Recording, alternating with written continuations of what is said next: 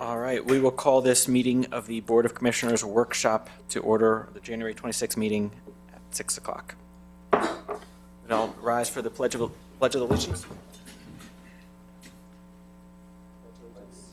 the flag of the United States of America, and to the republic for which it stands, one nation, under God, indivisible, with liberty and justice for all.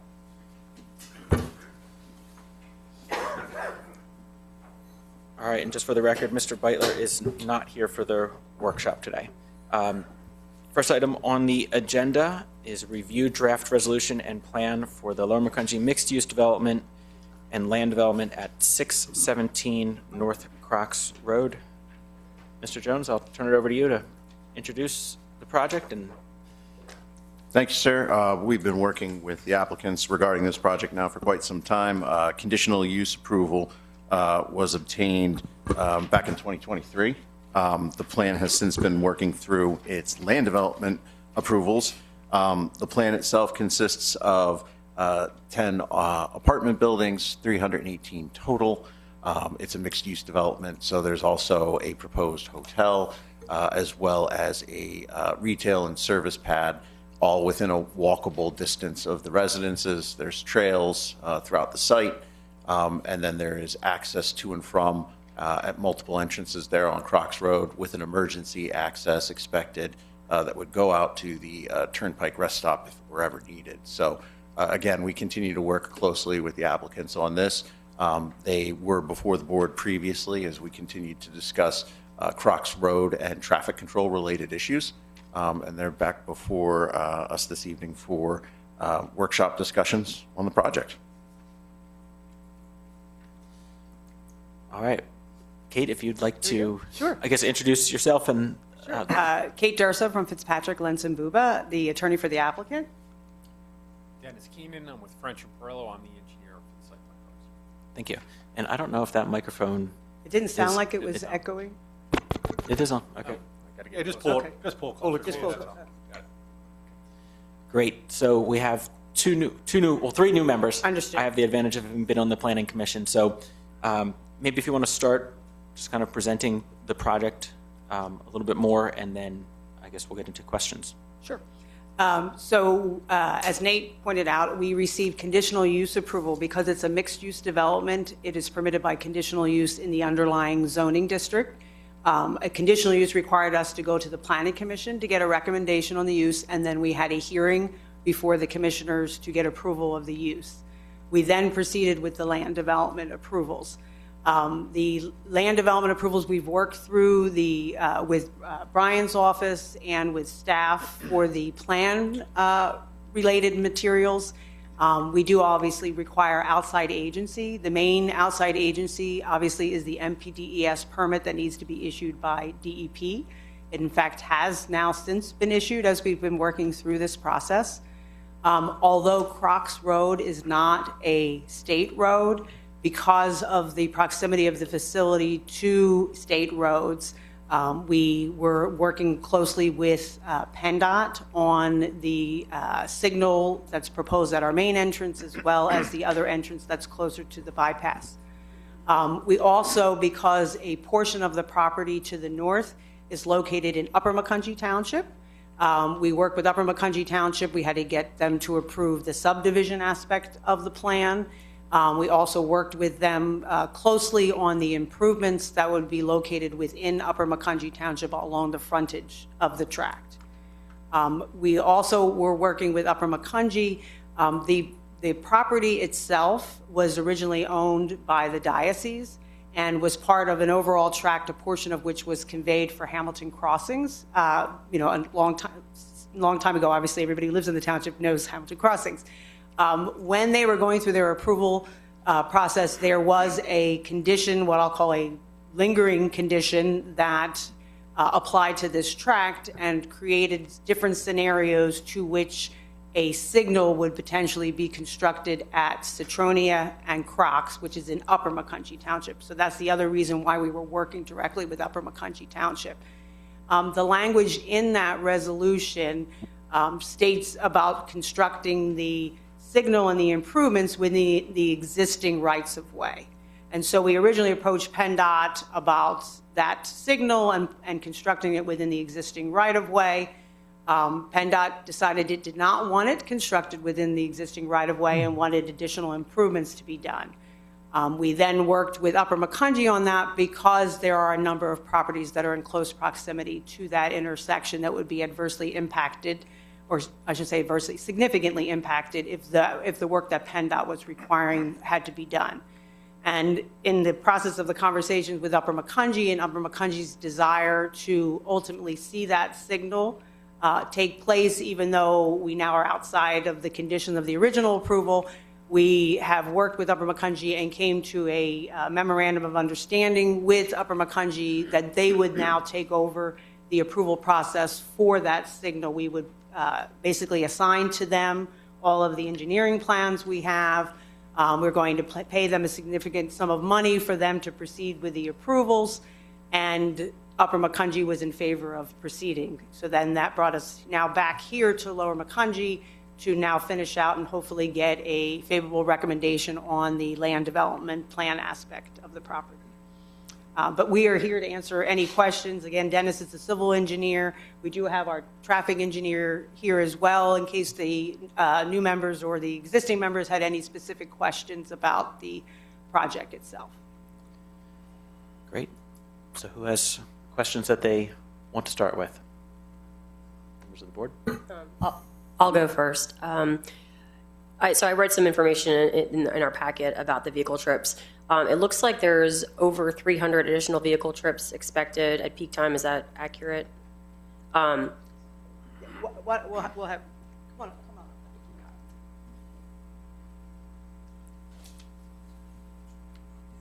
And if you'll introduce yourself just for the record. Hi, my name is Kyle Kessler with Bowman Consulting, traffic engineer on the project. Yeah. So I guess could you tell us a little bit more about the expected impact with the vehicle trips? Morning, evening. Just tell us a little bit more about what that traffic impact is going to be from a trip perspective. I guess generally the peak, it's like a residential development. The peak hour trips are the focus. We have an approved TIS that went through PennDOT and obviously through the agencies for review that broke all that out in detail. I don't know, is there a specific question about? I guess, I'd like to understand more, what do we expect in terms of, likely backups, whether, north or south, going into the intersection, understanding more about how, right now when you're coming from 222 onto North Crocs, you go from 2 to 1. Are we expecting what's it going to look like there? What are these extra trips going to do? In addition to having this additional signal there, what is that going to look like? Gotcha. Okay. So the improvements to mitigate any additional traffic there are to add a second, the turn lane that you just, or the through lane that you mentioned drops today. That through lane will be extended through the cemetery access, which is where the main access will be. That will be signalized with 2 through lanes going north. And then that lane will eventually drop as you go north across the cemetery frontage, if you can kind of picture that, towards Centronia. So that's going to be a majority of the traffic, and it'll just help the existing condition as well. Getting traffic off of 222 won't merge down as quickly. It'll get 2 lanes through the site access, so any additional traffic going into the site access will have 2 lanes up to that point and a dedicated right turn lane into the site. So that's going to help that part of the ingress traffic. Egress traffic will have a signal that will allow the traffic to stack up and then get out make a left headed towards 222. As far as general backups, I think the improvements mitigate the increased traffic, and as mentioned before, Centronia was a studied intersection in the report, and all of that was mostly driven by the previous agreement more than the additional traffic to that intersection. Oh yes, so the secondary access point. That's gone through a lot of revisions. At this point, that is a right out only. You cannot enter at that point. So that helps also to your concern about backups. And there was some current concerns with PennDOT and also the just traffic engineers that trying to have cars decelerate to enter the site that close to 222 could cause a little bit of weaving and confusion. So that was removed in order to help streamline everything and make it just flow better. Okay, when we think about that right out only, if the traffic's backed up approaching that light, what do we expect that to be the case where it's backed up to that right out, and then people are having to merge there, like from the neighborhood, or the development, onto North Crocs? With 2 through lanes going north now, I don't think that's going to back up there anymore. Okay. I mean, I think the backup, if it does start to back up, it's going to be past the light. It's a much longer taper to meet current standards, whereas today the taper is very short and abrupt. So all that kind of gets pushed up further and past the site to purposely separate the site traffic from the Crocs traffic. Okay. What other questions do we have? I had another traffic-related one. So on page 47 of our packet, there was a mention about the grade-separated interchange potential at 222 and North Crocs, and the way I interpreted it, it sounded like it would no longer be possible with the new development to in the future have a grade-separated interchange. Did I read that accurately? Yes, that's correct. Okay. That was in the original concept stages of different improvements, and I think that's been moved past that concept. And so I realize that wouldn't be in your scope, but I'm thinking of just future possibilities. If that's off the table, then what, and this may be out of your scope, but what other options then would there be for that interchange improvement? If you can't grade separate it, what other options do we see, in the long run to make an improvement? Because obviously it's already backed up all the time. So what else could we do there? So you're talking specifically about 222 and Crocs intersection? Yes. Right? Okay. Yeah. So there was a lot of options, concepts that went through the early stages of the plan. What's decided is the improvements will be to add dual left turn lanes on all approaches with this project. If you've been to the intersection, you're probably familiar. There's areas kind of shadowed out already for that. So that'll help increase the amount of traffic getting through on those turning movements and help clear out those out. As far as improvements to the intersection overall, I mean, there's not a lot more you can do without doing something like happened on the Hamilton Crossing side, and that's obviously a larger improvement. Does that make sense? Yeah. So it sounds like we're pretty restricted then on what we can do. I mean, there is a lot of right-of-way there, so I mean, a lot of things could be done, but as far as what this project is, creating, it's not the project will not allow any of those future improvements. So it sounds like just it would be the elimination of the grade separated interchange as a possibility. That would be off the table based on what we're seeing. I don't know that, I mean, if you're talking about what's happening on Hamilton Crossing side with the kind of frontage road almost that you come off of 222 and then you can turn. So I think there is right of way that could allow that in the future. Nothing on our site would disallow that, but we're not building anything to set that up either. Yeah. Okay. Okay. Additional questions? Keep going. Keep going. If you have questions, just keep going. Yes. So I guess in terms of the traffic lights, what is the plan to coordinate those? Because there's 2 new lights. So those 2 new lights plus the one at North Crocs and 222. What's the plan to make sure that they are all timed, synchronized, and whatever that looks like, for the area? Yeah, I'd have to look into the details of those plans, but that would be a requirement with PennDOT and the township would make sure we have those timed together. But they are fairly far apart. So there's not a whole lot of worry about them touching each other as far as queues go, I guess. Okay. Yeah. And then this is just a general about the development. Will there be bike lanes to connect this development to other designated bike lanes in or trails? And then will there be sidewalks along Crocs to allow people to walk to Hamilton Crossings? Yes. Sure. So within the site, we have an extensive array of walking paths for the community, for people visiting the community. Those connect out onto proposed sidewalk in front of our site. So this will have sidewalk running from along the whole length of Crocs Road in front of our site. And that does tie into the traffic light on 222. So there is a means, I believe 222 does have pedestrian crossing signals on it. So they would have the ability to do that. Okay.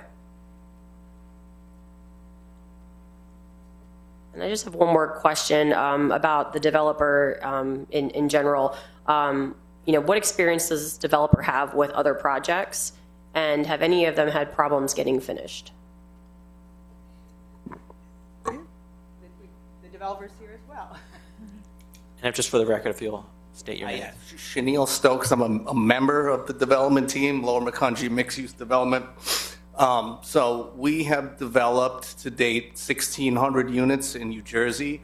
We've started in 2013. We've successfully completed all of them, and we currently own all of them. We've sold one property in our history, and our intent is to build this property and hold it indefinitely.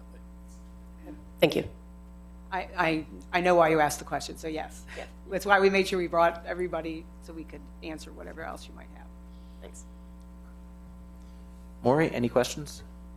No. I have one. Sure. I don't know who the right person to answer this, but is there data to support that a hotel in that area would be filled?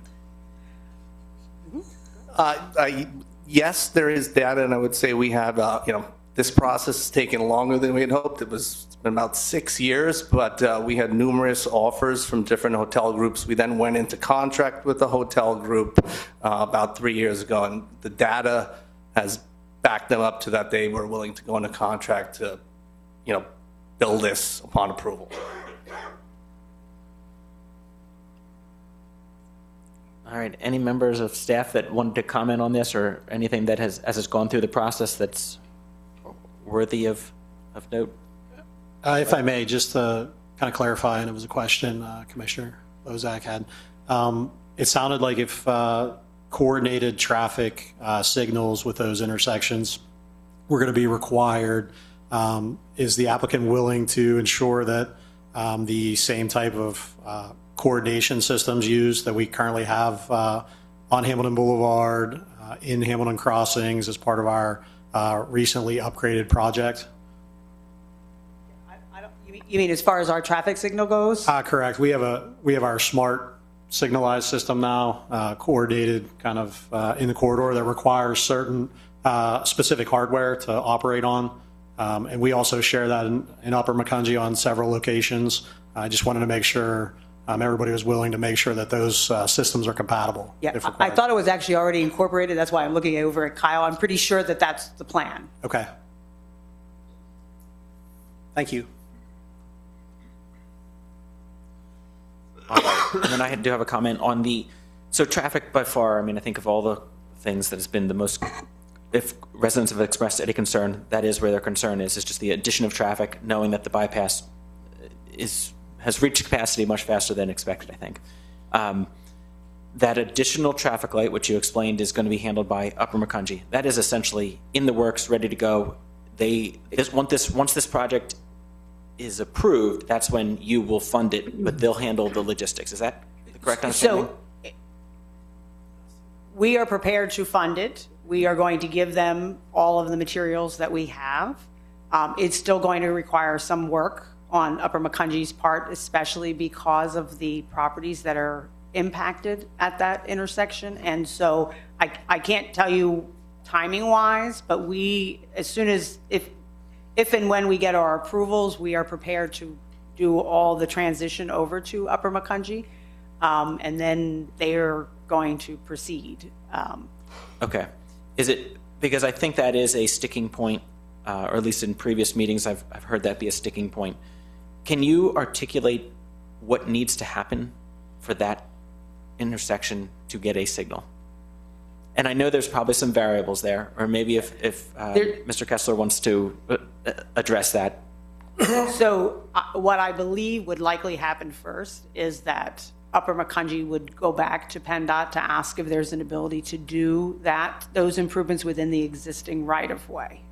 To me, doing it all within the existing right-of-way is going to enable that signal to be installed in a much more quicker fashion than if there's a requirement for additional right-of-way and whatnot at that intersection.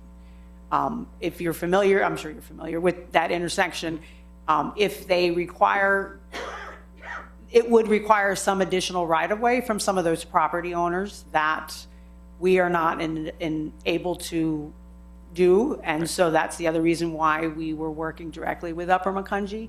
But I think that would be my first thing if I was Upper Macungie, and we would be hopeful that they would have a better chance of getting PennDOT to potentially back off on all those additional improvements at that intersection than they would for a private developer who has approached PennDOT. Got it. So the funding is there. Correct. But kind of the semantics or the logistics are still an unknown. And is there anything obvious that would prohibit it from happening? So if a landowner is unwilling to sell? If you're Upper Macungie, you have different abilities than a private property owner would have, and how they choose to exercise the rights that they have. When you're talking about right-of-way, it would be in the jurisdiction of Upper Macungie. Okay. So are we talking about acquiring an entire property or just part of yards? It depends on which point of the intersection we're talking about. Some of them are just portions of yards, some of them just easements. Some of them, again, it depends on the final layout of PennDOT. And so the funds that have been allocated by your team or your group, those do not include funds to acquire any properties, I would assume, or parts of properties. It's a significant amount of money. I'm not sure exactly what Upper Macungie is going to do with all of it first, but it is a significant amount of money. Okay. And can you offer any perspective on how it's been received from either Upper Macungie or surrounding property owners? Upper Macungie, we've been working with, so in my opinion, Upper Macungie is happy and satisfied with where we're at with all of this, having resolved everything as far as they're concerned. As far as approaching some of the different property owners, we only got to the point of trying to figure out exactly who all the owners were and how they may or may not be impacted. One of them was difficult to even get somebody to answer the door. One is at the corner is the funeral home, which obviously has a little bit more room before you get to the intersection. And then there's some smaller properties that, depending on how you shift, the right of way, I think there's a little bit more flexibility if you go maybe towards where the funeral home is, because, there's a little bit more land area that's not currently needed or being used, as opposed to some of the residential that's at the corner. Okay. So it sounds, to kind of summarize this, it's moving in the right direction, but there is still a bit of work that needs to be done. Yeah, I don't want to give a false sense that we turn over the money and then you're going to see a signal immediately. But we have been working with Upper Macungie, and Upper Macungie is definitely satisfied with the progress that we've made and the agreement that we've come to with Upper Macungie. I believe that the manager shared that with your manager as well. So, yeah. Okay. Any additional questions? Well, a comment.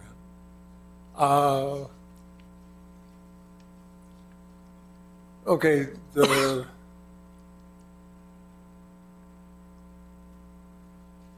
members of the commission can vote how they want to, but there are limitations on what we can do based on the municipal planning code. And they have gotten the conditional use agreement, which basically settled all of that. The township has said that the health, safety, and welfare issues are addressable. And so I don't, the applicant has done everything they could to try to accommodate what PennDOT and Upper Macungie and Lower Macungie have wanted. And so I think that, well, I know I am going to support it when they come before us, but just wanted to bring that up to bear, so you could bear it in mind. So to summarize, I think what you're saying is there's been a lot of conditions put out there through the Planning Commission and through the board at previous meetings. They've met those requests and conditions, and now we're at the point of there aren't too many questions left. Did I do okay on that? You did great.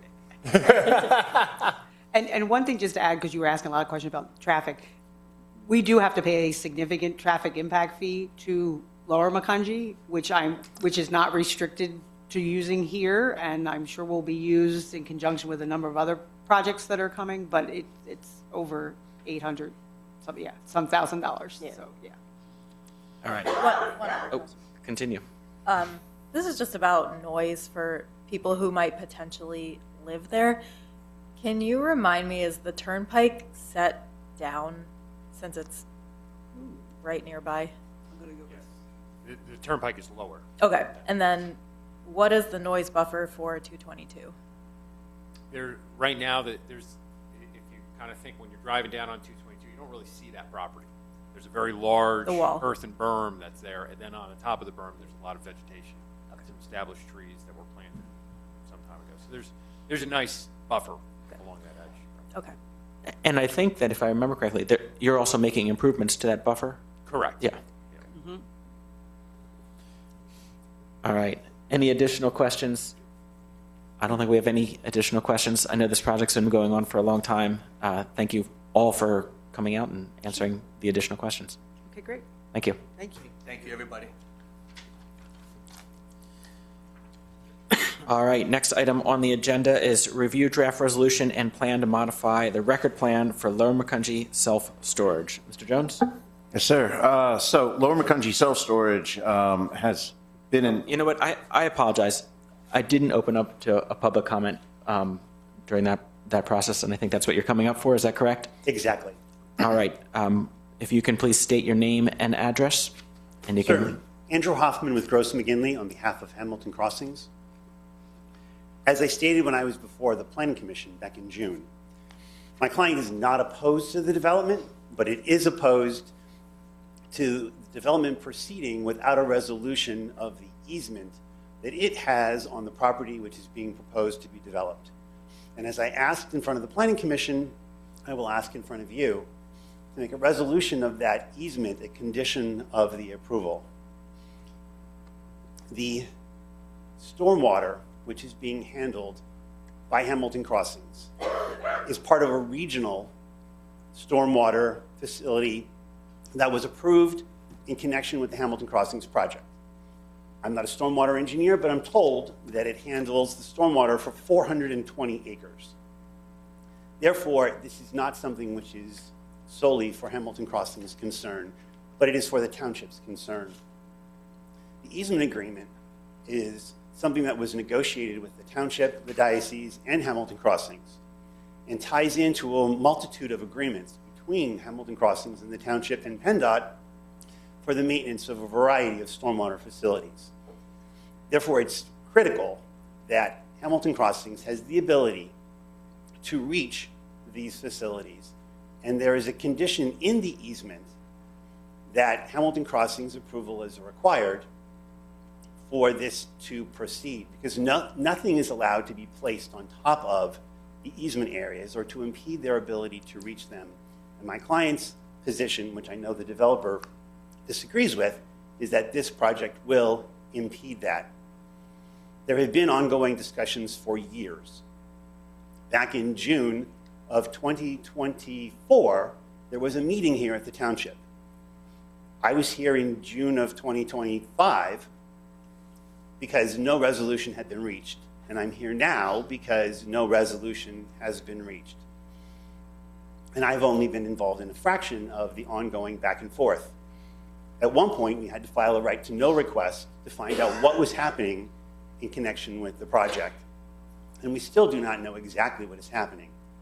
I know that there have been some ongoing discussions, including a discussion today. But there is no resolution yet. And the concern we have is that if it isn't resolved, we are going to wind up in litigation.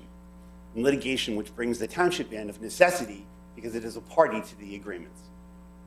Therefore, I'm asking that it be a condition of the approval that this easement be addressed satisfactorily so that there is no damage to the ability to maintain these regional stormwater facilities, and all of the parties have come to an understanding, mutually satisfactory to everybody, that this is going to work.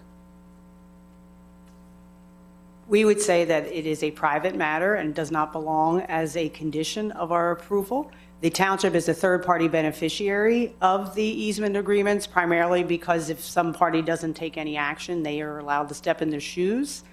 We acknowledge that we were required to get an amendment to that easement agreement, but we don't feel that it's appropriate or proper for it to be a condition of a land development plan approval when it's a matter of a private easement.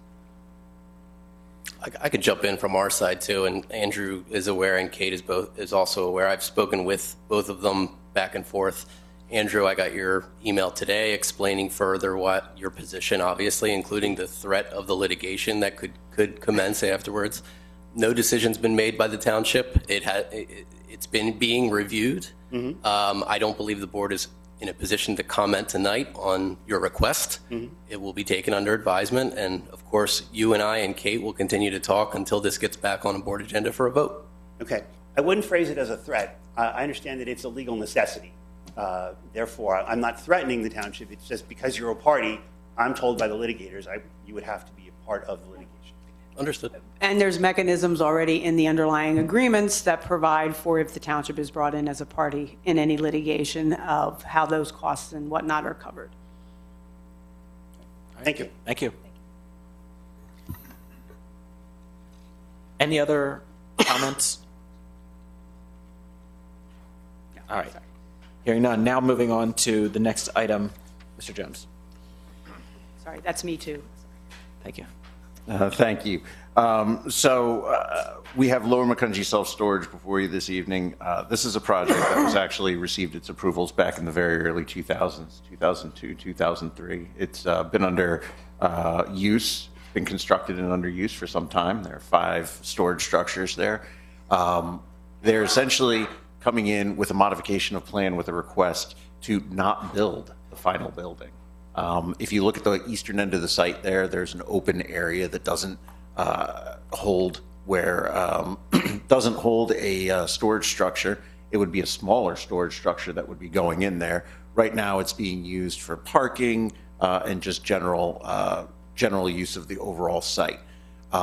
It has been under the review of the township zoning officer, and the applicant and property owner have been reminded that there is the importance of maintaining adherence and conformity to our zoning ordinance on how outdoor storage is supposed to go.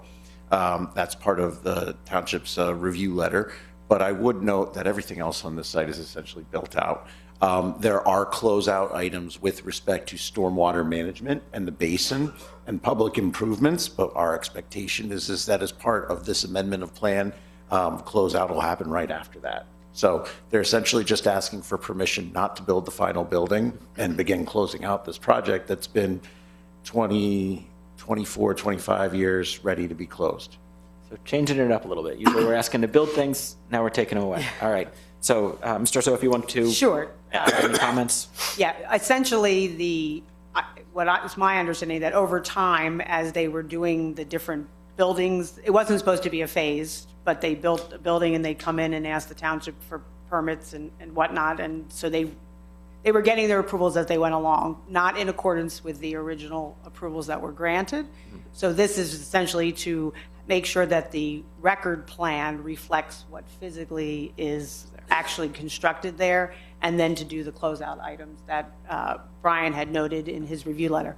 I think the only question or comment I have, I don't believe, I noticed in Nate's review letter about a deferral. I don't think any deferral is required for this project because it's just to have an as-built. Yeah, we looked into that. There's no deferral. We thought that could be a possibility, but at this juncture, because of the age and whatnot, we actually recognize that that's not there. I be remiss if I also wanted to note to the group, this was done through our administrative review process. Since no new land development was taking place, no new buildings were being constructed, it's essentially not building something. Yeah. So this did not go to the Planning Commission. Planning Commission be made aware of it. But essentially, because of the smaller nature of the project, it's come before you at this time. Seems appropriate. All right.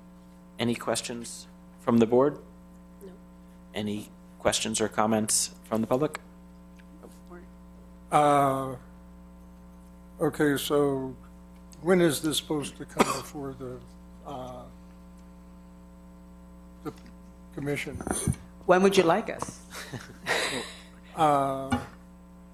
If I'm, I think that we'll, getting any feedback tonight from the board, we'll work with the applicant. We do have a couple items in the draft resolution, modification resolution, that we'll be working back and forth with the applicant. So, as of tonight, there's no set date. We just have a couple items we have to clear up. it looked like there were some questions up in the air that hadn't been resolved yet, and so it seems like those ought to be resolved That's correct. before proceeding forth. Can I? Sure. If I may, we reviewed the plan that was submitted. Procedurally, this is pretty straightforward. They have to get an amended final plan because they didn't finish what was in the previous development agreement. The plan that was submitted has a lot of different things that need to be cleaned up, if you will. So I think, if anything, I'd like to ask Kate, did you guys have any issues with the review from my office, or? I need to talk to Bud. Okay. A little bit about it.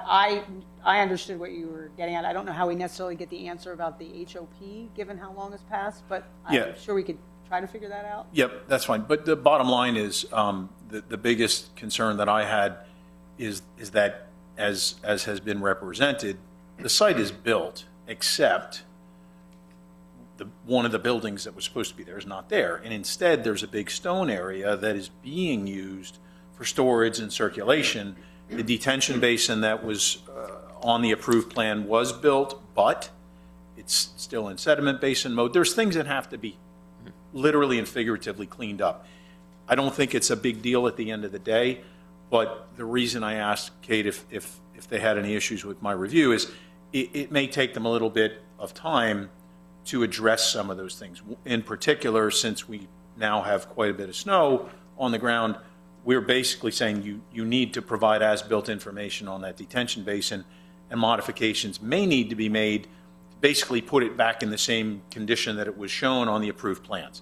That's all. We're trying to be as cooperative as we can to keep this as streamlined as possible. There's a lot of things that weren't required 20-some years ago that we require now in basins. Now, for instance, naturalization. We're trying to not reinvent the wheel. We just want to close this out, get them to do the basics, and be done. So I think, dependent to your question, Maury, how quickly it comes back is dependent on how quickly they can prepare the plan revisions. But the big one there, time-wise, is they got to as-built a basin, and you can't do that with a foot of snow. No, sorry. And the other thing that I want to note for the board, and I don't, if you said this, Nate, I apologize, but this modification is not asking for any waivers or deferrals from any sections of the Saldo. They're not asking for any zoning relief either, so I think it's just a cleanup, exactly like Brian said, going through the letters, making sure that the applicant is giving the township everything that we need to come back to the board with a clean resolution.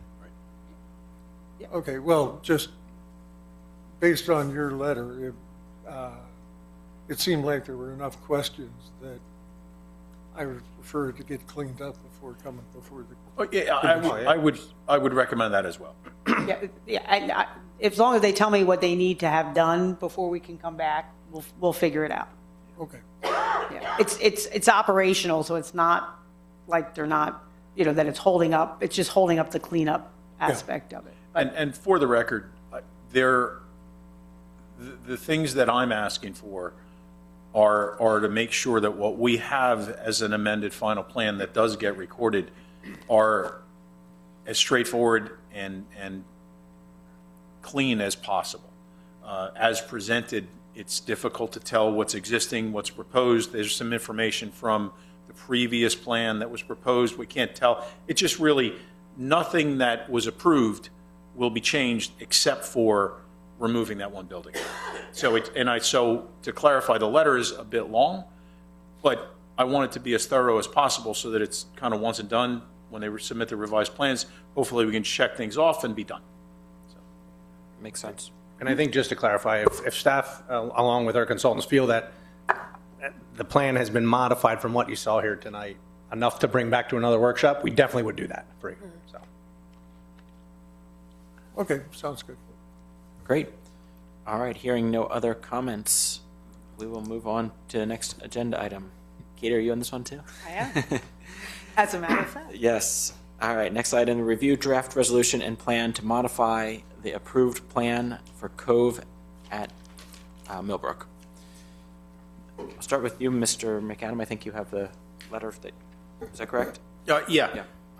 This one is interesting and honestly should be pretty simple. We've been working with the applicant's engineer for quite some time now because they've been trying to get through the Conservation District to get their NPDES permit for quite some time. The design that was conditionally approved included a significant riparian buffer to the left of the plan, kind of alongside that swale. And there's, although it's not shown here, there's a separate riparian buffer plan that I looked at prior to the meeting. It's got like over 500 plantings, so it's very substantive. And the interesting part about the reason the applicant needs to be here at all is that in going through the approval process with the Conservation District, the district is applying regulations that are proposed but not quite in place yet relative to setbacks from the top of an embankment for a channel. And what that did was there are several features called level spreaders that are proposed across several of the lots in the rear. The original intention was that they would be placed in the open space area behind lots 8, 9, 10, and 11. Because of these regulations that the Conservation District is imposing that aren't really officially in place, that's forced the engineer to push those level spreaders further away from the top of bank of this channel. And the engineer can correct me if I'm wrong, but the separation distance that they are requiring pushes the level spreaders actually onto the back of the lots. Technically speaking, this is a BMP, a best management practice for stormwater management. The township ordinance doesn't permit BMPs on individual lots. The intention really with that was for it to be like a detention basin or a rain garden or something, but going strictly by the book, these level spreaders are BMPs. Therefore, the applicant, in coordination with us, acknowledged, yep, we'll come in and request a waiver. This isn't changing much other than the fact that these features will be there. It is not anything more than effectively a concrete wall that is mostly underground with about 2 inches sticking up above the finished grade surface. That, as the water flows from the rear of the lots towards the channel, these these little 2-inch lips will basically slow the water down, allow for some infiltration, and allow for sediments to settle out, et cetera, before reaching the channel itself. That's all that's really going on. But because of the way the ordinance is structured, the applicant understands and is coming in requesting a waiver, and this waiver was not part of the approval from a year or so ago. So that's kind of how we got to tonight. All right, so a clarification on that, just so that I understand it. Are you saying, so in these, since they're not, the BMPs are not allowed to be part of each private lot, you're saying it can be in the common space? Right. Correct. And are you saying that actually we include it, but maybe we need to relook at that is not necessary, or is it just in this particular scenario that's unique? Well, you mean as far as the ordinance requirement? Is the ordinance, yes. I mean, I understand when it's a retention basin, that's very Right. clear and obvious, but specifically for level spreaders. Right. Is that something that in this scenario, it is not an issue, but maybe in other scenarios it is, and that's why it remains in the ordinance, or is it something that maybe should be addressed in the ordinance? The requirement, in my opinion, the ordinance is fine as written. Okay. It's just that circumstantially, it's a very, very, very low impact BMP, I guess is the best way to put it. And I'm not trying to sell it on behalf of the developer, but in reality, it's literally just a 2-inch lip that is going to be there in somebody's lawn. But there will be water behind it, and when you consider it's 2 inches, I don't know, maybe, Andy, 5 feet, 6 feet or something. Again, technically speaking, it's a BMP, but practically speaking, it's not really what's typically intended. But in fairness to the applicant, they decided we will abide and we will ask for the waiver. No, and that makes sense. And how many lots does it affect? This is on lots 8, 9, 10, and 11. Four. 4 lots. But it's, go ahead. And on top of it, it's within your required easements that are, the township requires a grading and utility easement that's 10 foot wide. We're proposing those to be within that easement. Not all of them will be encroaching up to the 10-foot level, but it ranges from several feet to up to 10 feet. And it doesn't encroach beyond the easement that's already required. So that, and Brian said it exactly, you'll never really see it. It's just, it's an unfortunate circumstance that the Conservation District is applying a draft BMP manual to us that's not even been approved. Yeah, no, I understand it. I mean, it's more for the ones that are impactful, which are many, and Correct. If you look at the legacy of the township, there are plenty, and then one day someone realizes they have a BMP in the backyard and can't do anything with it. I don't disagree with you on that. Now here, though, so we will have an HOA, and so they will be maintained by the HOA. So it'll be covered in the recorded declaration. So it won't just be, a private, just these lots singled out, which is the benefit of also it being in those utility and grading easements, because the HOA will have rights to those, because the HOA is going to have to maintain the remainder of the stormwater that's on site. Okay. How close to the back of the property? I'm looking at lots 9 and 10. About how close is it to that? Bear with me 1 second. On lot 8, it pretty much, the level spreader feature runs along the property line itself. And then they turn up at the ends. So that's on the property line in the back. Lot 9, it actually, again, because of the required separation distance from DEP, it will push up to pretty much the edge of that 10-foot easement. And it will be completely on the lot. And on lot 10, it will be more or less along the back property line. Similarly, on lot 11, it'll be more or less along the property line. 10 and 11, they're situated right pretty much on the property line. As you go around to 8 and 9, just because of the location of the unnamed tributary, it's an irregular shaped, so they're in a little bit more than that, like 8 foot, 8, 9 foot on. Okay. And are you, just so I understand, is there going to be standing water in this or not? You probably will not see it. It's literally, we're Yeah. proposing a 2-inch lip, and what's the only water or any runoff is coming from the lots themselves. So it's going to be very nominal, and within an hour or two, it's going to be evaporated or infiltrated. So the residents, whoever is going to own these properties, they wouldn't like experience standing water, No. and then I guess any concerns. I would be very unlikely that would happen. Okay. And the purpose of the level spreader is so if there's higher storms and stuff, it will dissipate and there won't be a concentrated flow. So it's almost a waterfall effect, or it's going to be more of a broadening of it, and opposed to, and that will help against erosion instead of having a concentrated flow. But to be honest with you, you're probably not going to. Nobody's going to even know they're out there. There you go. Okay. Well, what's the? Oh, no. So that's a detail of the actual level spreader Yeah. and the lip. So to the left side of the plan, you see a 2-inch lip, and on the other side is a 3-inch lip. And then basically we're tying into the grade. So you're not going to really have any standing water behind it. Okay. This is all predicated to the new draft BMP manual that we're adhering to. Okay. About how high, I guess you said there's an unnamed tributary, about what's the elevation difference between that and the yard approximately? Oh, it's outside these are outside the 100-year flood elevation. Okay. It's pretty significant.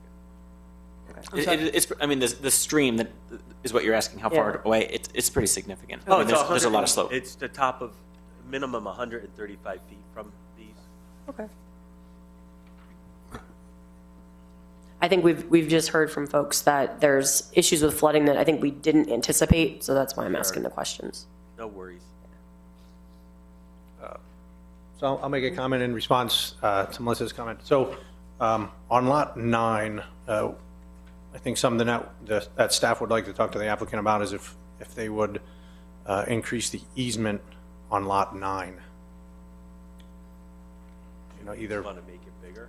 Yeah, only because of the areas where it's right at the easement line. So like you said, Oh, I Andy, see. 8 feet maybe into 10, you know, so, Yeah. so that there's no issue with the HOA maintaining this Yeah. and being anywhere on, you know, private property, as long as all the calculations still work out with lot size, everything like that, you know, which you could go back and forth with Brian on that, but that was, you know, in regards to the concern, Yeah, I don't. you know, we would ask that, Be an issue.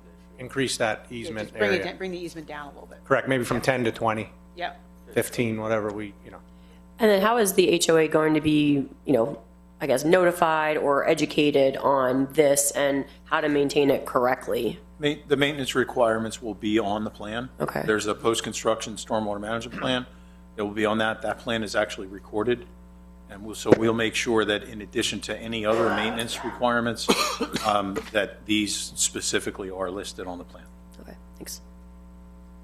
This is a Tuscus Homes project, so they have the project that's down the road. So quite familiar with having HOAs and having the stormwater. Yeah, and I think it's more like, you know, I mean, I live in a newer neighborhood that has issues with, you know, the HOA hiring folks to do the work, and then they're not clear on what needs to be done to maintain it correctly. So just, you know, again, just asking, Yeah. Oh, absolutely. you know, how will they know how to do it Yeah, right? the maintenance requirements are for that very reason. It is specifically a requirement of the township that the maintenance items, you know, for a basin, you know, you got to mow it or whatever, Yeah. replant things. Those are all listed on the plan specifically. And as part of the NPDES permit, the PCSM plan, this is in addition to the township requirements to record the PCSM plan. The DEP and the conservation require those plans to be recorded as well.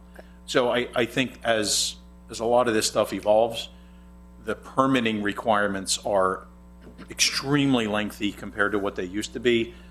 Some of it's good, some of it's frustrating, but in regard to the maintenance stuff, particularly because of this being kind of spotlighted, we will, you know, we've done a bunch of stuff with the engineer. We'll make sure that the specific requirements for maintenance of these is shown on the plan prior to recording. Okay, thanks.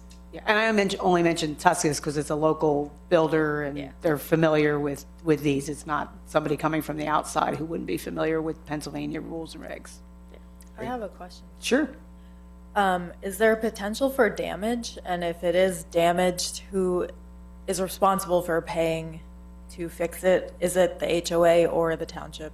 The HOA, and it's basically a curb. It's concrete. Very unlikely it would be broken, but if it did get chipped or something, it could be fixed quite easily. But definitely not the township's obligation to maintain. Yeah, one of the, as Kate said earlier, all of the stormwater management facilities for this development will be owned and maintained by the HOA. Excellent. Are there any additional questions or comments? Anyone from the public that has a question or comment? The only thing I would ask, because Maury asked this on the last one, if it's possible for this to be on the next commissioner's agenda, we would respectfully request that. Now that we've hopefully are getting our MPDS permit shortly, we want to be able to then get everything teed up to be able to start the construction with the spring coming. So if possible, we would respectfully ask, and I know you don't have to commit now, but if possible, we'd like to be on that February 5th agenda. Sure. Great. Okay? Yes. Thank you. Yes, thank you. Thank you. All right, next item. Discuss request to modify liquor license conditions of approval for 667 Hamilton Boulevard. I'll turn that over to you, Mr. Yeah, I'll Solicitor. do an intro. David Berger's here to talk about this as well. So just to give the board some background on this, was it in 2024 that it happened, the transfer? Sometime in 2024. Yes. Okay. So the owner of this property wanted to transfer a liquor license to the property from a different municipality. The liquor code has provisions on how that's done. It requires a hearing, and the township can approve or deny that transfer of the liquor license. So that occurred a couple years ago. As part of that approval process, there was a covenant reached with the owner that included, among other things, hours of operation for the restaurant that would be going into this property and be using the liquor license. The hours of operation that are currently in place have the restaurant opening 10 o'clock, I think, every day of the week? I think it's 11 o'clock. It's 11 a.m. Monday through Thursday. Actually, I think currently it's every day is 11 a.m. Yeah, so 11 a.m. and then there are different closing times depending on the day of the week.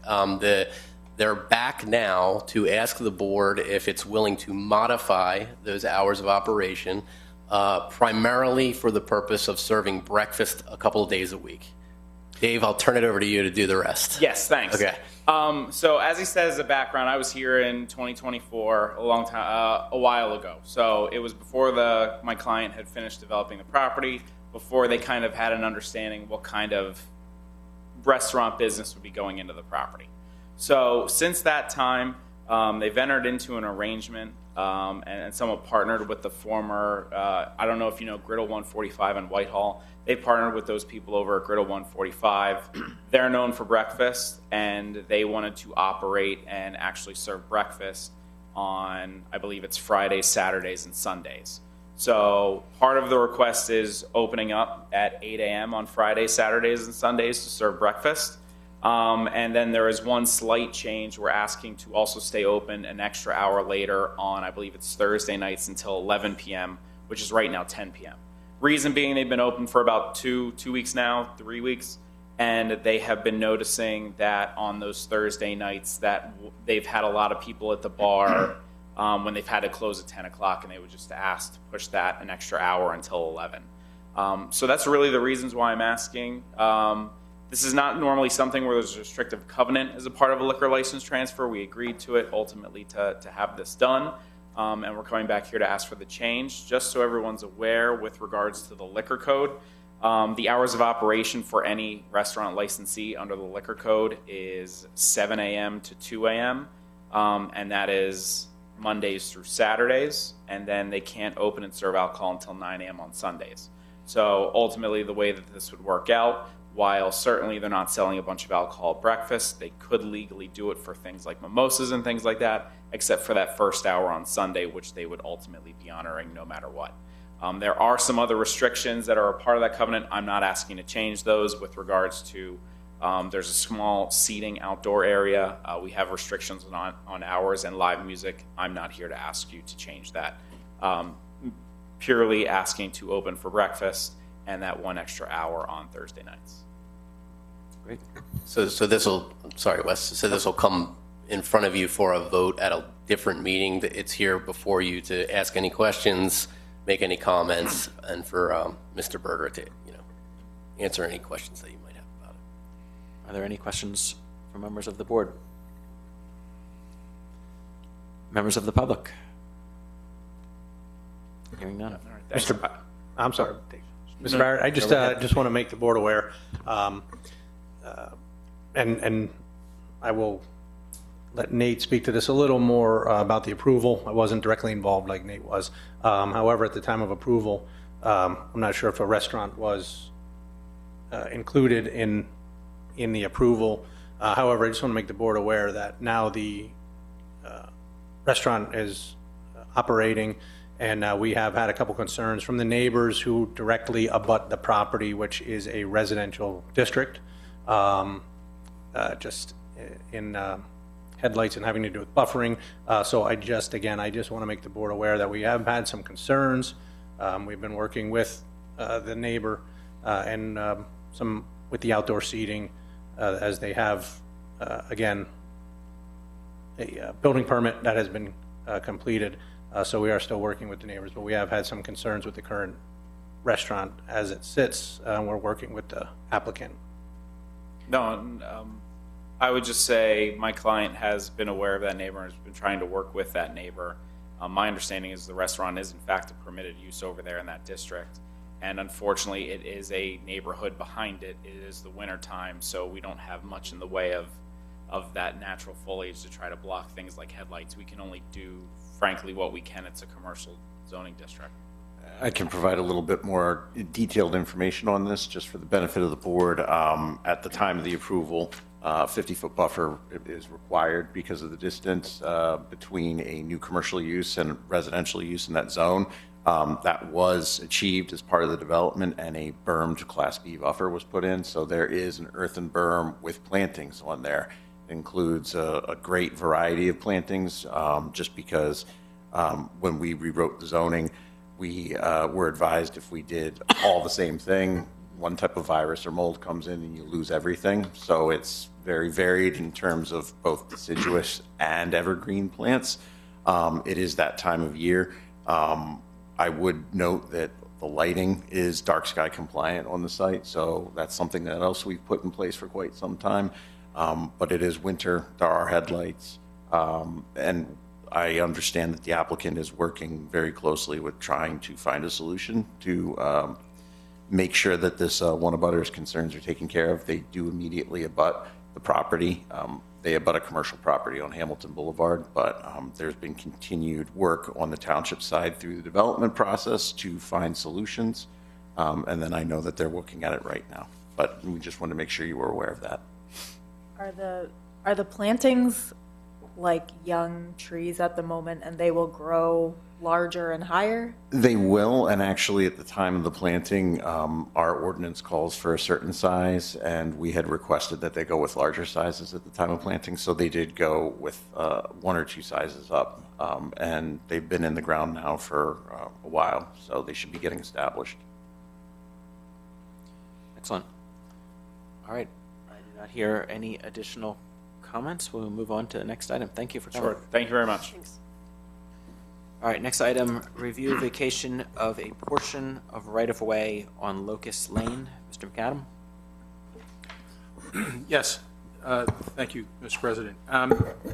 If you recall, and I apologies to the new commissioners, you may or may not be familiar with the Mertztown Road subdivision, but as part of that project, the design included relocation of a portion of Locust Lane.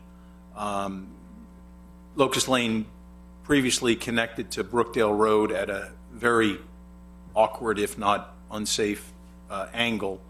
The design effectively took that road out from roughly the bottom of that red box and reoriented it to connect to the proposed road going through the subdivision.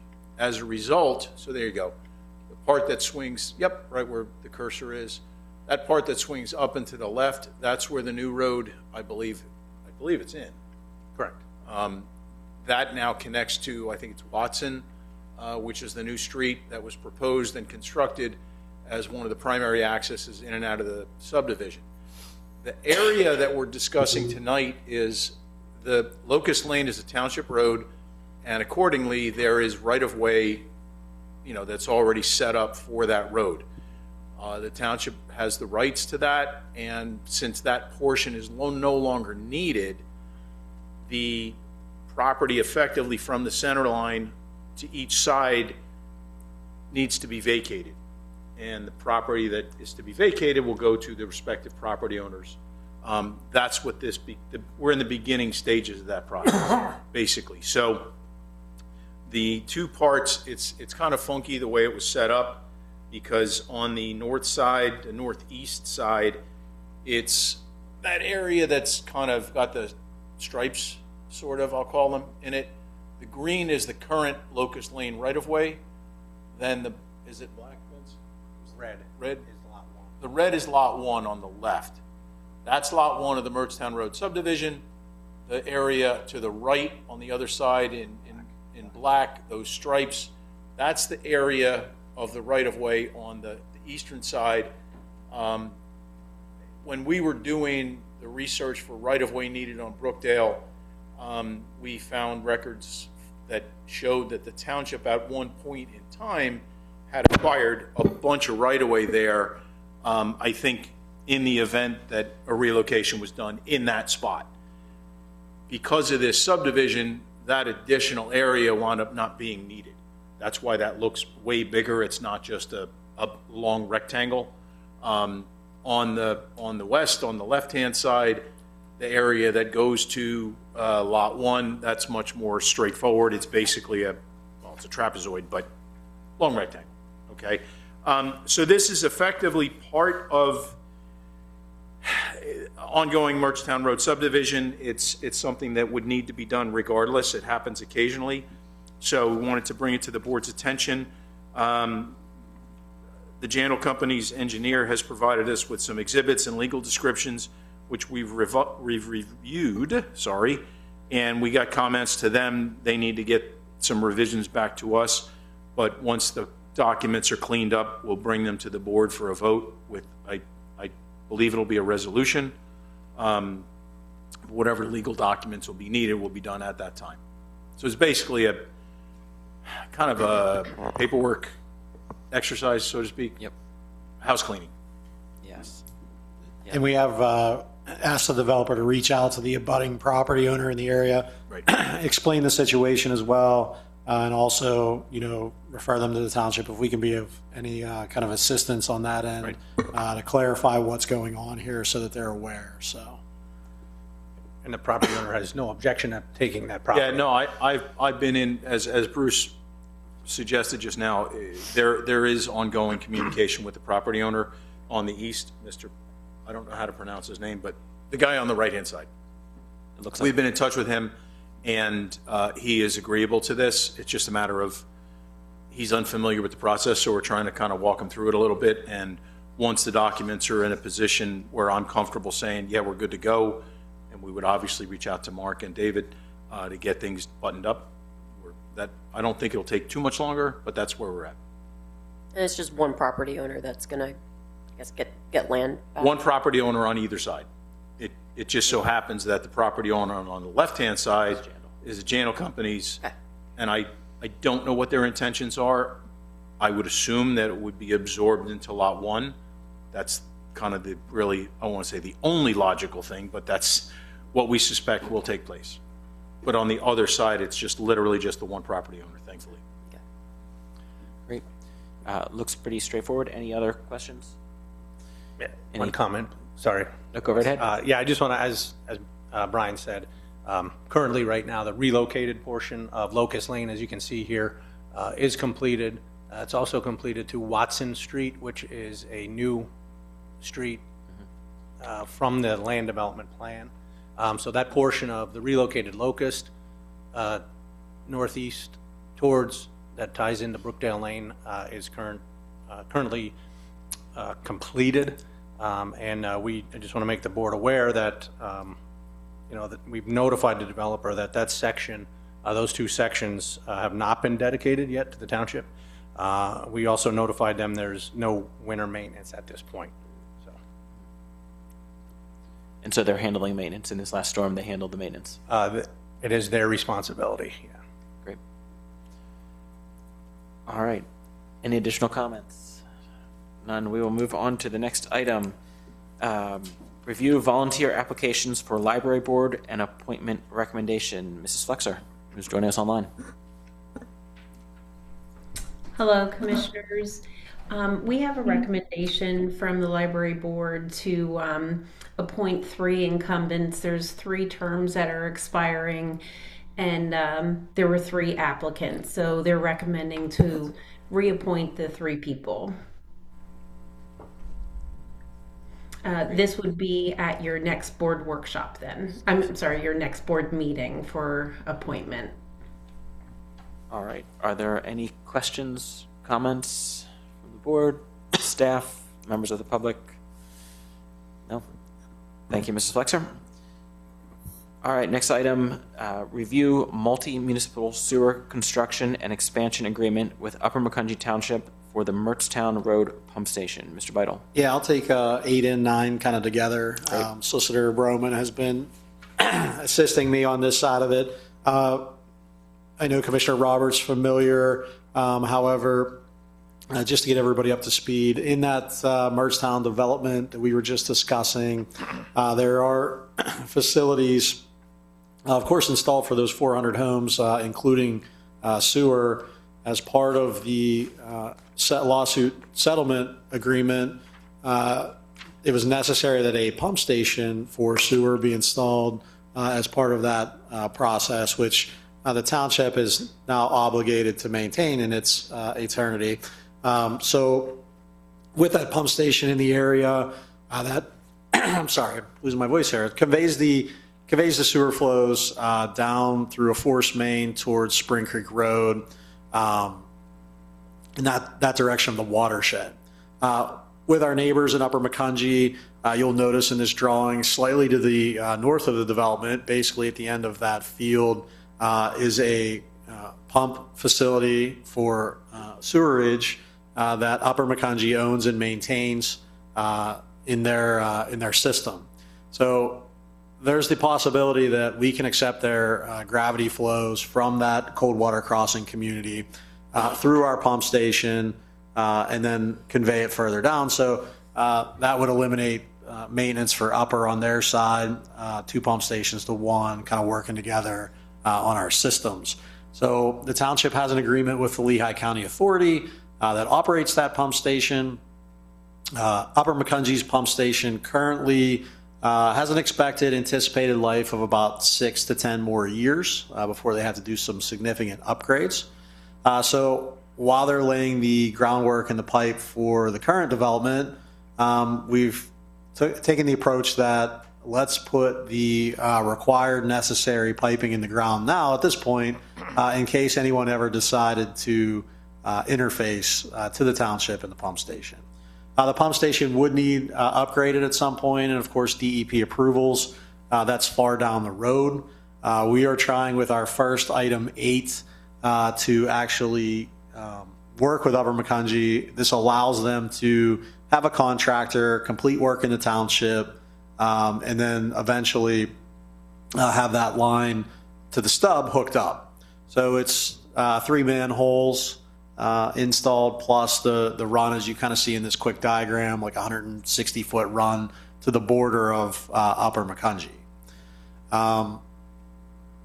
The other component of this is, since that's a private development with private streets and everything else. This is where item 9 comes in. It's necessary that the developer allow for a sewer easement to allow that line now to be in the middle of that street and in that area, which would be the development when it was approved. Upper Macungie did not want a through street there, so there is a stub street that goes towards that border. Where that border stops, of course, is still private. We would need to be granted an easement for this sewer utility. So item 9 basically works with the developer to see if they're willing to give us that component. Item 8 is, as we said, allowing Upper and being a partner for the install of that component. It will require, and these are both draft copies. We've been receiving feedback. As I said, David has been working with the developer to hear their concerns. And, you know, their largest concern is the HOA is responsible for the maintenance and components of that pump station per the developer agreement. And if additional flows would go through there from the other municipality, what would the cost share look like and be on that, as they don't feel that's the obligation of the HOA? Rightfully so, Upper and Lower, we're in agreement with that, to which if there's a connection with a pump station, actual flows, and they disconnect their pump station, we would need a future agreement to both cost share and provide for conveyance through township facilities to get it to the treatment plant. So that's not addressed in these agreements. It's something that I know the developer is concerned with. We are as well. The other thing is making sure there's no delay in their time frame for when they have to deliver this to their home builder. I know this is more of an Upper Macungie logistical issue, both in that and guaranteeing the improvements for 180 days so that they don't impact the developer. We are working with the attorney from Upper, as well as, like I said, the developer. These are drafts. I believe the items in question that are, you know, looking to be addressed and changed are the cost share, the agreement to make the sewer easement. Right now says, I believe, sewer easement or general utility. The developer wants to make sure that the easement allows for the HOA or developer to also run utilities there if necessary. So that would be a language cleanup. But those are the fairly large topics. Like I said, construction schedule and not impactful to the component of the developer, and engineering and or legal fees to be paid by Upper Macungie for the developer for any work they do. So we think it's a pretty straightforward thing. We've been working on this now for 7 months potentially to get it to, you know, the end zone here.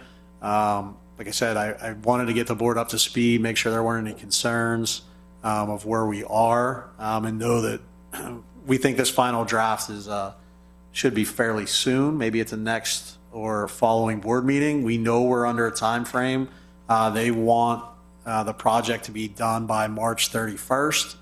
We know Upper has about a 7-week time frame here, about 3 weeks for materials and about 4 weeks for the install. So we are right here pushing. And I wanted to let you guys know we are pushing, and wanted to make sure we're still in the right direction here, and see if there's any concerns that we have to address or thoughts we, you know, haven't had on it. So time frame wise, you said, I mean, it's the 26th of January, and you said that install completed by March 31st. Yes, we have like 8 weeks.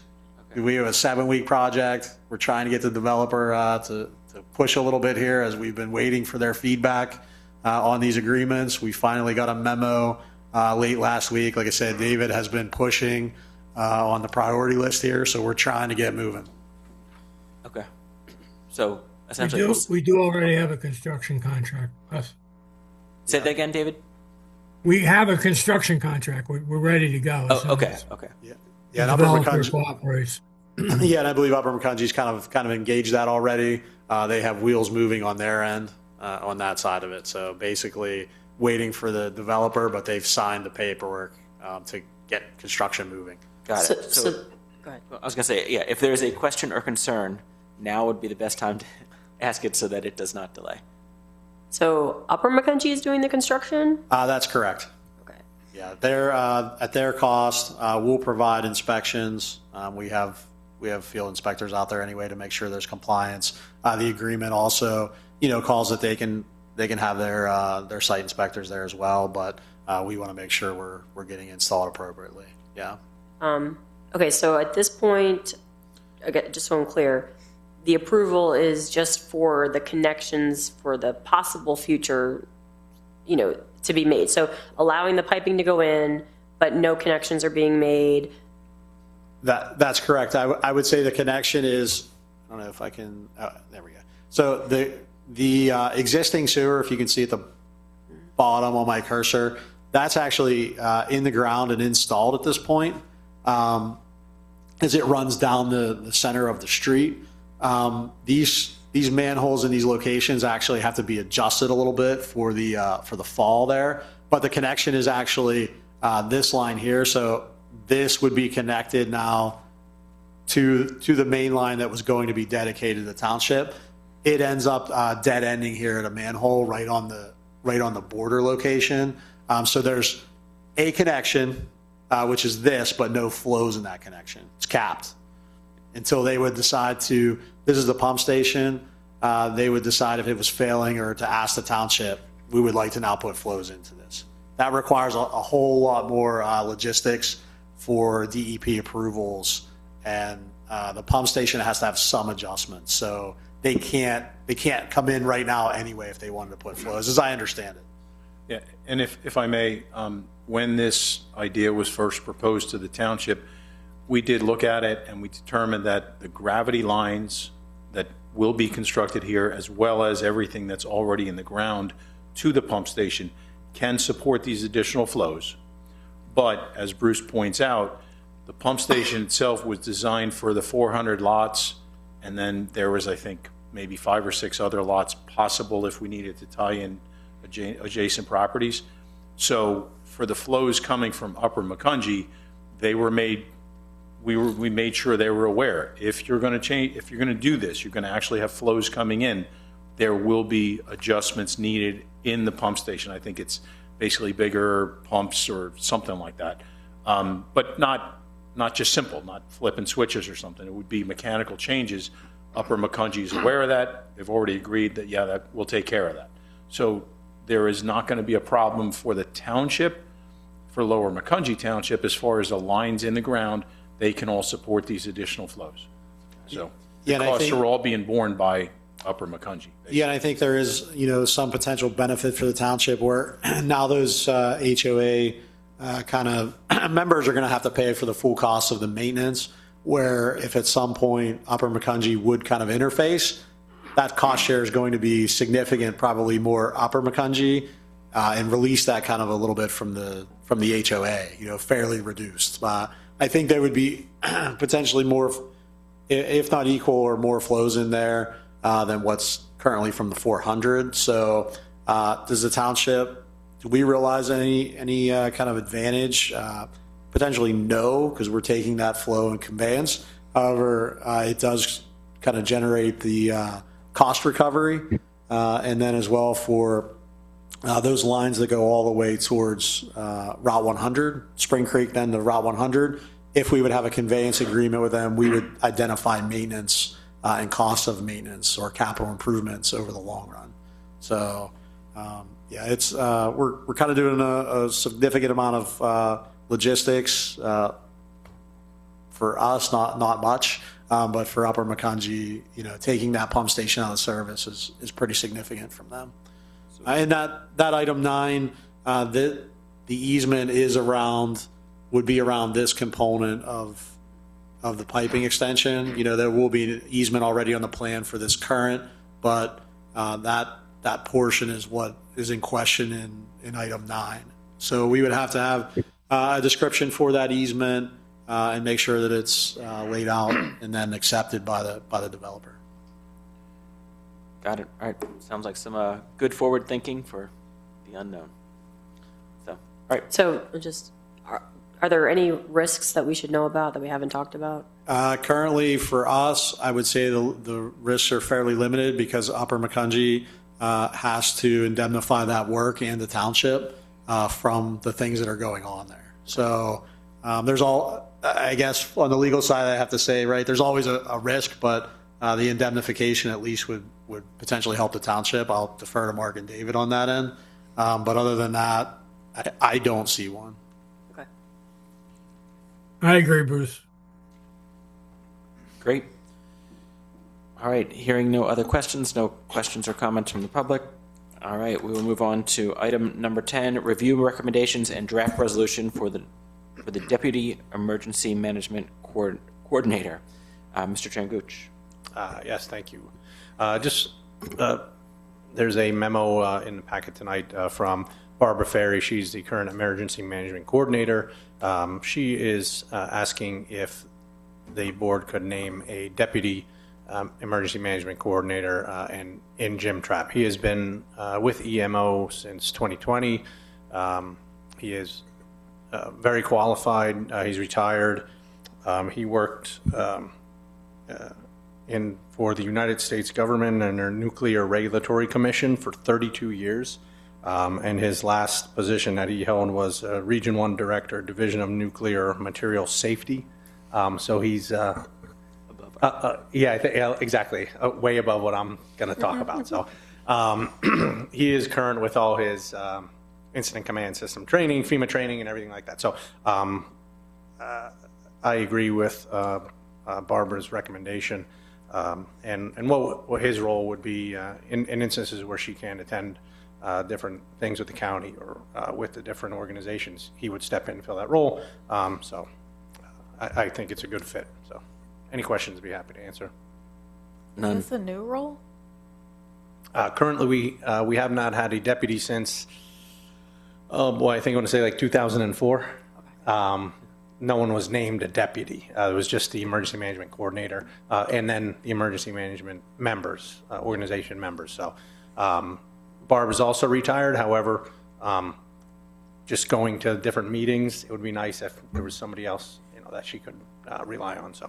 And I would note, not for this specific, this person or position, just for the board, one thing we have in our kind of long-term internal planning, we have to look at the emergency management operations designation as right now it's in Chapter 1 as kind of a committee, and I think we need to kind of do a little additional overhauling of this organization to potentially get it in the emergency public safety chapter under the fire side or its own standalone for emergency management as a kind of an agency or our group where it's not really a committee like the library board or the public safety committee or Parks and Rec. It's a little bit more substantial than that.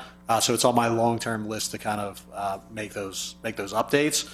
And that way we know how to handle volunteer applications and those other things where residents might just not put in to be on a committee and not understand what they're kind of getting involved with. So not related to this, but more on an overall thing.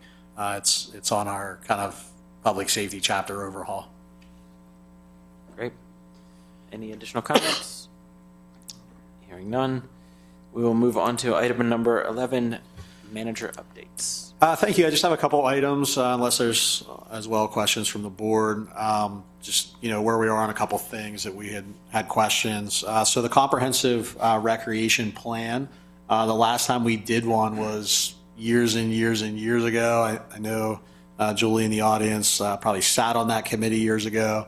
It's time for an update. As we said before, the comprehensive rec plan kind of lays that framework for where we're going with recreation. It also helps us, once we have that framework, apply for grants, knowing that we have that long-term roadmap.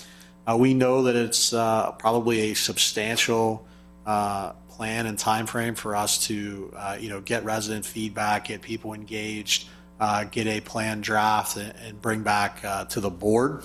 The first part of this process is to find a consultant to assist the township with that. So we have a request for proposal out at this point through the Recreation Department. We're accepting those until, I think it's February 13th. We have a component for questions, final questions and things before that. We'll work internally as a staff to see what we have, evaluate our applicants, and narrow down that field. At some point, we would bring a recommendation back to the board for you to authorize us moving forward with that consultant. I will say, we had budgeted $75,000 to get this process started. We've also been notified that we've received a $75,000 grant from DCNR. So towards this comprehensive rec look and plan. So we think, we're probably in the ballpark with what we have budgeted, as well as this grant. I think we'll be probably in the $150,000 to $200,000 range. So I think we'll be in a good place. As I said, it's going to take staff and our volunteers on the Parks and Rec Committee and the citizens to kind of be engaged to give us feedback on where we're going. Part of the RFP requires some surveys, outreach, community meetings, and things of that nature to really to kind of push that. So, we want to make sure everybody's pushing to get residents kind of here to hear what they have to say. So that's the update there. I anticipate if we take those until February, give staff maybe 2 months to kind of review, interview those consultants and get a recommendation back potentially by April workshop, maybe May at the latest, depending on where we are, and then we can get moving. So that's the kind of goal, to get that groundwork. I would think hopefully by summer to get things started, to be engaged like July, August, to get us. I think it'll take probably a year if we do the survey and the outreach. I anticipate at least that. Depends on what we get back. Julie's kind of been through this, as I say, and look at her in the audience. I think an aggressive time frame is a year, but it might be a little bit longer than that. So that's where we are time-wise. So Good. 11.2, as we kind of said, we had the resignation of our conflict solicitor at the previous meeting. We've worked with David and Mark to come up with our request for proposal. Same thing, just to let the board know, I have some dates to change. I had prepared that a little bit earlier, and we'll put that out probably with response no later by the end of February on that component. We'll do the same thing. We'll both publicly advertise. We've also identified several consultants that deal with this kind of work, and some specifically in land use, zoning, in those areas where we know that that might be a heavy lift for what we're looking for in a conflict solicitor. We'll do the same. We'll kind of narrow that down, see if we can get a consultant on that point that we would come and bring before the board and kind of recommend them, and have that kind of final type interview with the board, so you can see that person.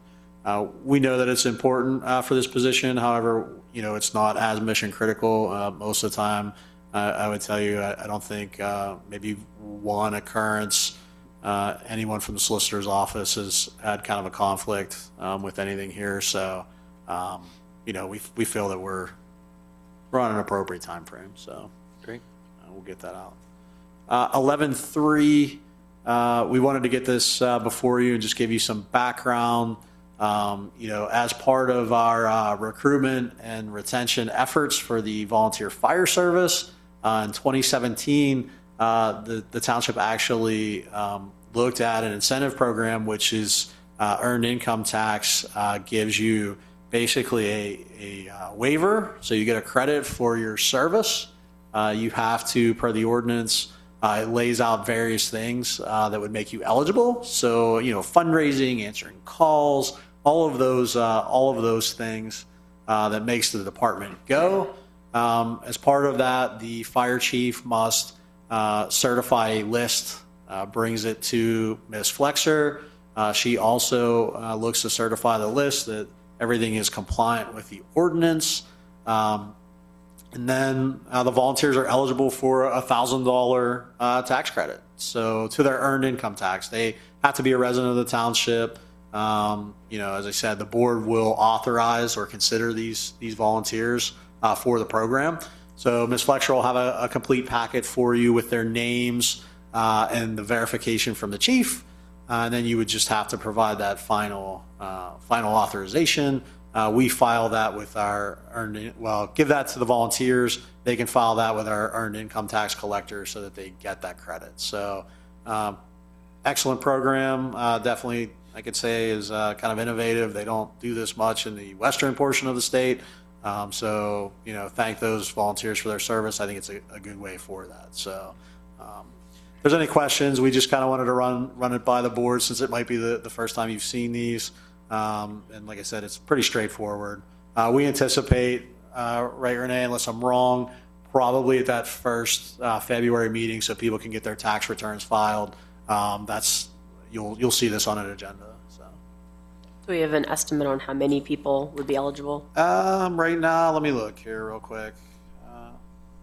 I looked it up this year. If everyone is eligible, it'll be 34. In previous years, we were hanging around like 29, 28. Great, thanks. Thanks, Renee. And then the other item I have, just kind of not on there, off topic, just to let the board know, we continue to explore our grant opportunities. We'll sit down. We're going to try, depending on the weather, I think it kind of maybe push their schedule a little bit, meeting with, representatives from the state rep's office to talk about emerging opportunities for the grant side. We know what they are, I believe, at this point, but we want to kind of focus in and work through some items. Nate has a report on grants he's working on, but I'm happy to advise the board in addition to the DCNR grant. We've been notified that we've been approved for grant funding for the state multimodal program, which includes two projects, one near and dear to Commissioner Robert Hart, the crossing on Brookside Road between Princeton. That was approved for $186,700 in grant money. And then we're also looking to upgrade our sidewalks at the corners for ADA compliance.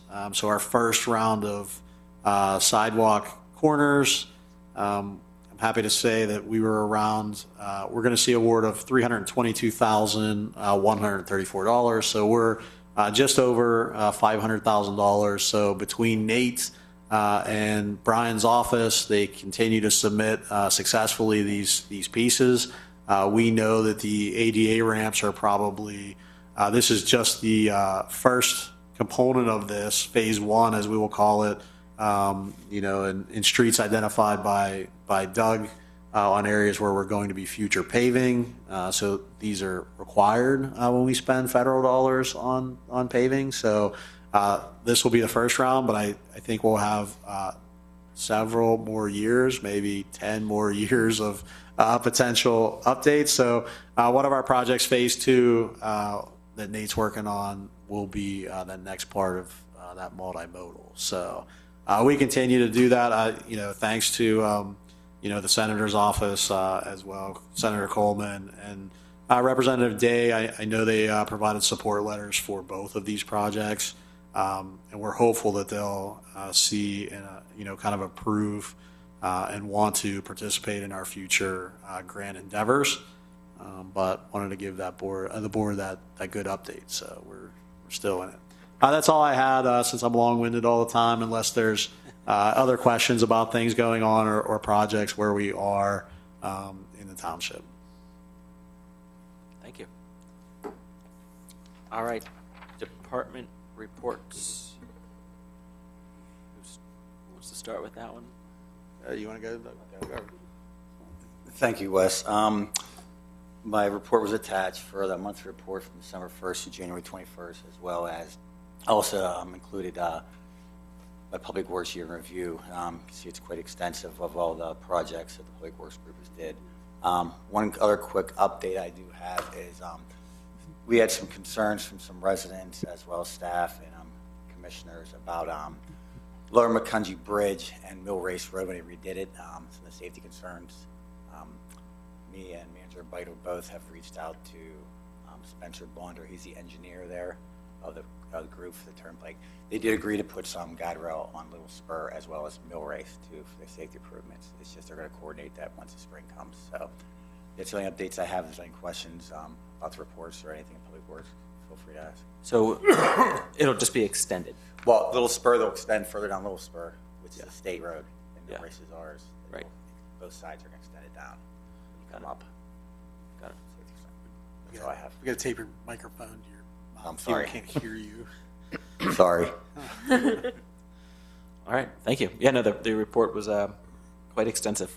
A lot of projects, to say the least. So, additional reports? Yeah, I'd like to report on community development tonight. But before I go through my report, I'll turn it over to Nate. I'll ask him for a report on the grants. Yeah. Just a little bit Yeah, sure. to expand on what Bruce said. Thank you, Nate. Yeah, thank you. So, yeah, we've been working on, as Bruce kindly noted, a number of grants over the last several months that went back into the summer. We have a new round coming up for this time of year. We'll be working on a grant application to look for our some funding for our upcoming, what we're going to need to do in the near future, our 10-year comp plan update. That way, if we get some grant money for it, we can move forward with that.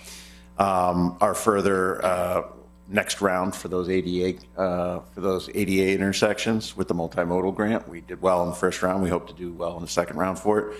And then we're going to be having some staff meetings about the DCNR grants that are available to continue to do trail extensions and new trails and trail expansions, either in parks or as part of our greenway. So those are the big ones for the summer. We also are looking at the small water and sewer grant system grant, see if that's a possibility for us. So we're going to have a number of submissions coming in on behalf of the township in the upcoming months.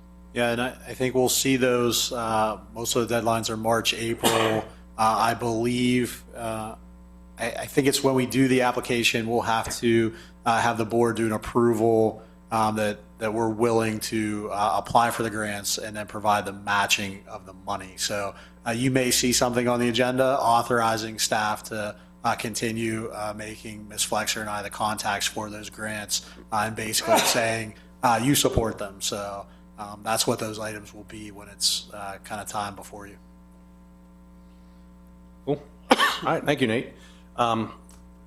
So as Doug said, I also provided a little year in review here for the department, and I know that it's included in the packet. However, the public doesn't get to see that part of it, so I just want to highlight a couple of things, while we're here. So currently, we are working on 10 land development applications that are in any part of stages, right? Either in front of you, have been conditionally approved. We're working on recording. We're working on documents, working with solicitor's office, working with the engineers, working with staff. It seems like we constantly have land developments in front of us and always working on those. We're also working on closing open land development projects out. As you can see, we refunded $164,000 in escrow. So again, as I said before with the nuclear reactor stuff, the finance stuff is over my head, but they tell me that's a great thing. And when the auditors come in, it's even better. So, we're releasing that money out of our accounts. In 2025, my staff processed 1,286 permit applications. That includes anything from zoning, commercial building, residential building, business use. So, we also received and investigated 406 general code complaints. So that is anything from high grass to weeds to junk cars to sidewalks, you name it, trees, you name it, we go out there. 42 of those then, were directly with, stormwater or any kind of sanitary issues. I did not put in a report, but I do want to make it a point to say that out of those 406, 0 went to the district magistrate. So no non-traffic citations were written. Maybe some violations were written, but I think it's a good testament to staff on on working these things out with the residents, you know. We also administered over 1,500 residential inspections. We issued 169 commercial building permits, 498 residential permits, and 7 new on-lot septic permits. Also processed 8 sewage facilities planning modules. I think another big one here is 184 commercial fire and life safety inspections at commercial businesses within the township were performed. And out of those, we had 23 new businesses that we welcomed into the township this year, and roughly we have about a little over 300 commercial businesses. So, you know, I think not only do we get out into these businesses to make sure that the minimum life safety requirements are met for all our residents plus visitors, it's also an educational process for these businesses, right? Staff does a great job at that educational portion as well. So the other thing I just wanted to point out, zoning hearing board, we had 13 zoning appeals that were before the board this year. We had 1 convened the building code board of appeals this year as well. So again, I think I just want to say a testament to my staff here in the community development department. I think my staff does a great job, and happy to have them and happy to do this work for the township. So if there's any questions, I'd be happy to answer them at this point.